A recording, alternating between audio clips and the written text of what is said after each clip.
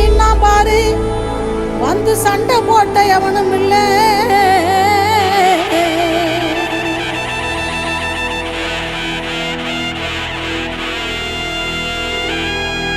கண்டா வர சொல்லுங்க, கண்ணனை கையோட கூட்டி வாருங்க.